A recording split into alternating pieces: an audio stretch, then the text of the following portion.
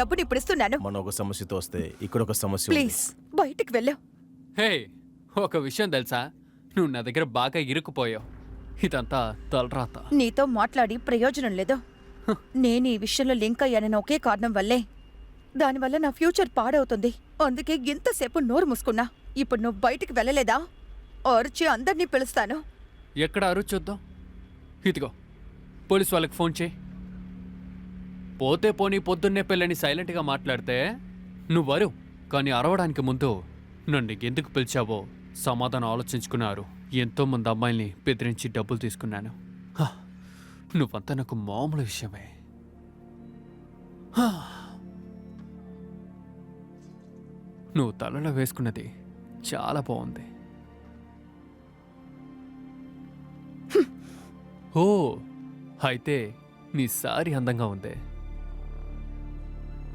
సరే, నా అత్తయ్యకు ఒక ఫోన్ చేసుకోనా? ఏం చేస్తారో చూద్దాం.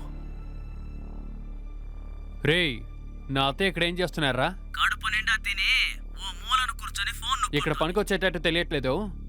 నేను చెప్పేటప్పుడు తన మెడలో ఉన్న చైన్ లాగేటట్టు మెడని కోసిపడాయి. అలాగే అన్న.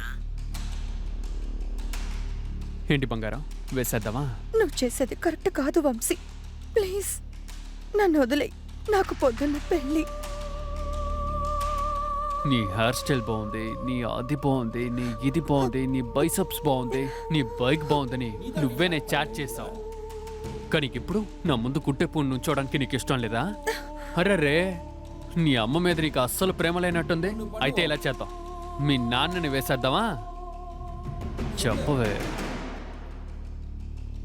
ఇక్కడ రా బంగారం. ప్లీజ్ ఆ, ప్లీజ్. అయ్యయ్యో, నువ్వు పనికిరావు. వేసేద్దాం. ఈరోజు మీ అమ్మను వేసేద్దాం. 5 నిమిషాలకు నువ్వు ఎంత ఆలోచిస్తున్నావు? ఒక్క నిమిషం, నేను ఇప్పుడే వస్తాను.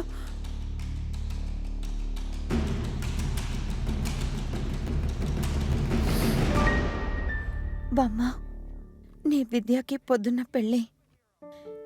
నేను ఒక నిర్ణయం తీసుకున్నాను. అది కరెక్టా తప్పా అని నాకు తెలీదు.